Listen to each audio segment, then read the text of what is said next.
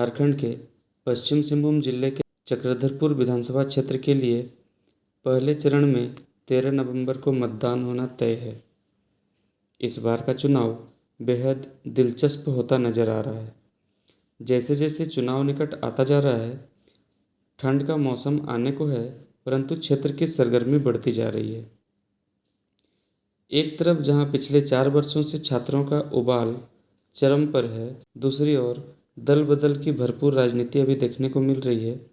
ऐसे में यह भी संभावना जताई जा रही है कि इस बार के चुनाव में निर्दलीय उम्मीदवारों व छात्रों की भूमिका भी काफ़ी अहम होगी, जिससे इस बार का चुनाव बेहद दिलचस्प होता नजर आ रहा है।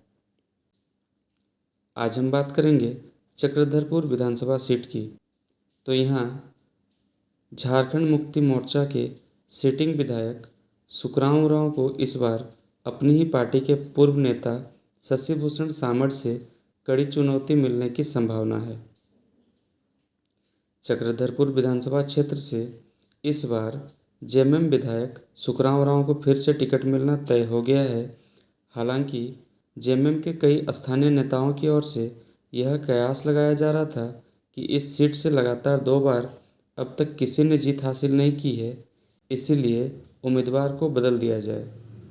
दूसरी ओर भारतीय जनता पार्टी की ओर से चक्रधरपुर सीट से पूर्व विधायक शशि भूषण सामड़ और लक्ष्मण गिलुआ की पत्नी मालती गिलुआ रेस में थी।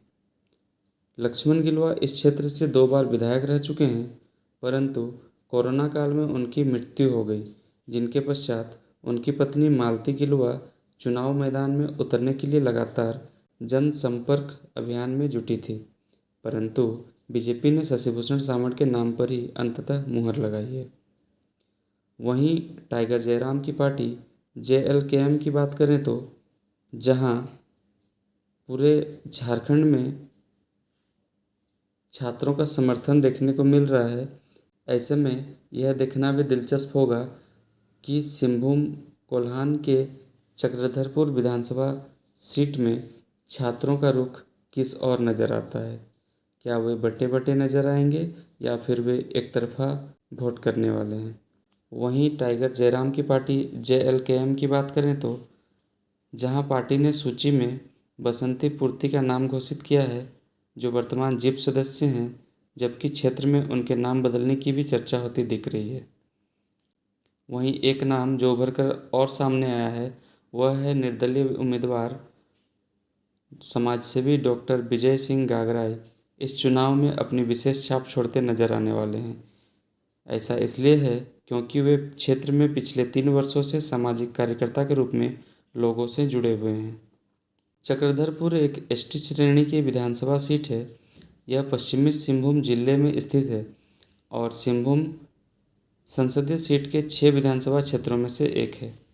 वर्ष 2011 की जनगणना तथा 2019 के मतदाता सूची के विश्लेषण के अनुसार चक्रधरपुर विधानसभा में एसटी मतदाताओं की संख्या जहां 10,615 है, जो लगभग 5.85% है, जबकि एसटी मतदाताओं की संख्या लगभग 1,02,172 है, जो 56.31% है।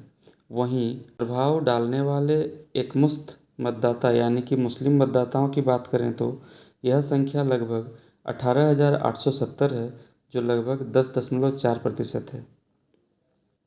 क्षेत्र में ग्रामीण मतदाताओं की संख्या 1,43,469 है, जो 2011 की जनगणना के अनुसार लगभग 79.07% है, जबकि शहरी मतदाताओं की संख्या 37,977 है, जो लगभग 20.93% है।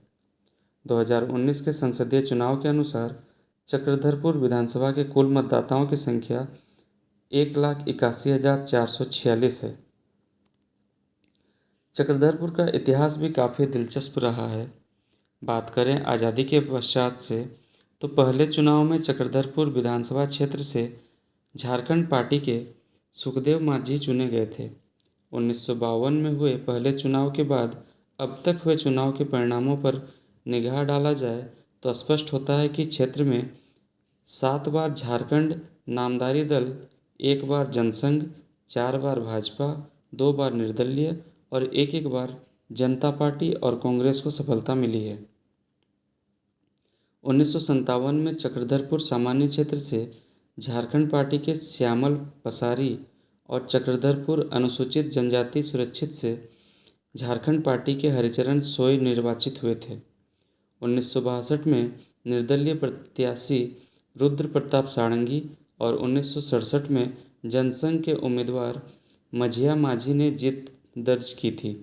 वर्ष 69 में निर्दलीय प्रत्याशी हरिचरण सोई, जबकि 1972 में कांग्रेस के थियोडर बोदरा, 1977 में जनता पार्टी के जगन्नाथ बांकीरा, 1980 में झामुमो से देवेंद्र माझी, 1985 में भाजपा के पुनः जगन्नाथ बांकीरा, 1990 में झामुमो के बहादुर उरांव को जीत मिली थी, जबकि 1995 में भाजपा के लक्ष्मण गिलुआ को।